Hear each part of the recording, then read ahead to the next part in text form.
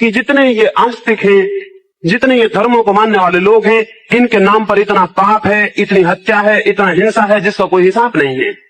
नास्तिकों के नाम पर इतने पाप नहीं है।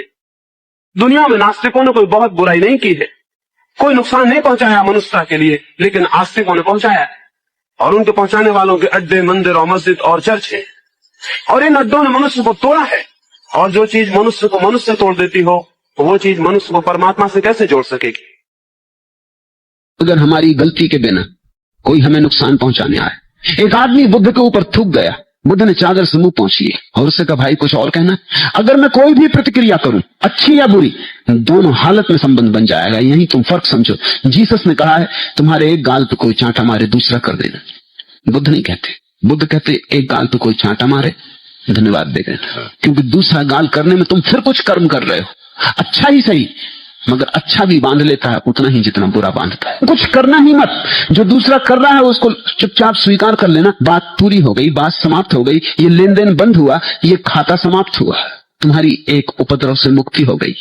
अपनी गलती के लिए वह भोगेगा, तुम चिंता में मत पड़ो, क्योंकि उत्तर देने में तुम उलझ जाओगे, उसके साथ गुथ जाओगे। यही तो कर्म का जाल है। तुम परमात्मा पर छोड़ दो, उसकी जो मर्जी। तुम इसे एक परीक्षा समझो कि तुम्हें एक अवसर मिला शांत होने के लिए, तुम्हें एक चुनौती मिली कि विपरीत परिस्थिति में तुम मौन रख सकते हो या नहीं। जब कोई उद्विग्न करे तब तुम निरुद्विग्न रह सकते हो या नहीं। जब कोई गाली दे तब तुम शांत रह सकते हो या नहीं। एक तुम्हें अवसर मिला, इस आदमी का धन्यवाद दो, इसने तुम्हें एक अवसर दिया, इसने गाली दी कि तुम्हें नुकसान पहुंचाया, और तुम अछूते रहे, तुमने कोई जवाब न दिया, जैसे कुछ हुआ ही नहीं। तुम्हारी चेतना ऐसी रही जैसे कुछ हुआ ही नहीं, जैसा ये आदमी आया ही नहीं, इसने गाली दी ही नहीं, जैसे एक सपने में हुआ, या तुमने एक फिल्म में देखा, या एक कहानी पढ़ी, मगर तुमसे कुछ भी हुआ नहीं। तुम दूर ही रहे, तुम साक्षी रहे। यह साक्षी भाव ही मुक्ति का सूत्र है। तुम दर्शक मात्र हो, तुम इसके भोक्ता नहीं। सारी पृथ्वी मंदिर, चर्चों, मस्जिदों से भरी है, धर्म कहां है? लेकिन हालत उल्टी है। मंदिर और चर्चों के बढ़ने से धर्म नहीं बढ़ा। अगर इनमें जाने वाले लोग धार्मिक हैं तो वो कौन से मुसलमान थे जिन्होंने हिंदुओं की हत्या की? और वो कौन से हिंदू हैं जो मुसलमानों की हत्या करते?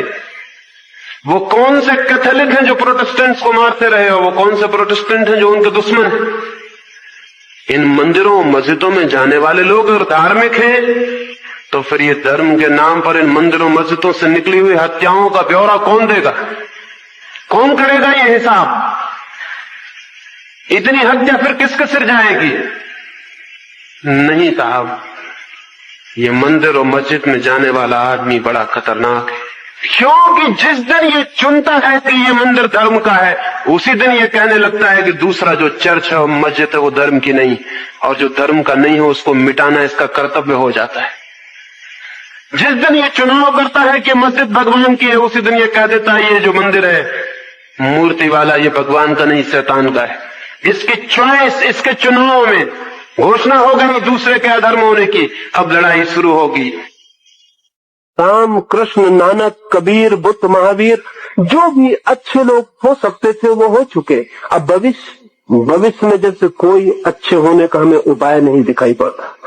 लेकिन ध्यान रहे, जो भविष्य में अच्छे आदमियों को पैदा हम न कर पाए तो हमारे अतीत के अच्छे आदमी झूठे मालूम पड़ने लगेंगे। अगर हम भविष्य में और तृष्णाएं न छू सके तो हमारे अतीत की सारी तृष्णाएं काल्पनिक और कहानियां मालूम पड़ने लगेंगी, क्योंकि बेटा बाप का सबूत होता है। और अगर बेटे गलत निकल जाएं तो अच्छे बाप की बात सिर्फ मन भुलाने की बात रह जाती, वो गवाही नहीं रह जाती। भविष्य तय करेगा कि हमने अतीत में राम को पैदा किया या नहीं पैदा किया। अगर हम भविष्य में राम से बेहतर आदमी पैदा कर सकते हैं तो ही हमारे राम सच्चे साबित होंगे। अगर हम राम से बेहतर आदमी पैदा नहीं कर सकते तो दुनिया हमसे कहेगी कि राम सिर्फ कहानी है, यह आदमी तुमने कभी पैदा किया नहीं। अगर हम भविष्य में भीख मांगेंगे तो कोई मानने को राजी न होगा कि हमारे पास स्वर्ण की नगरियां हैं। और अगर भविष्य में हम सिर्फ गुंडे और बदमाशों को पैदा करेंगे तो नानक पर कितने दिन तक भरोसा रह जाएगा कि ये आदमी हुआ, ये बहुत ज्यादा दिन तक भरोसा नहीं रह जाएगा। इसलिए पीछे के अच्छे आदमियों को याद करना काफी नहीं है।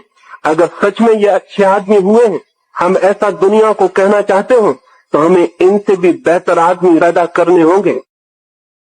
जिसे सब तरफ परमात्मा दिखाई पड़ने लगा, वह अपने भोजन के लिए किसी के जीवन की हत्या करेगा, ये सोचना असंभव है।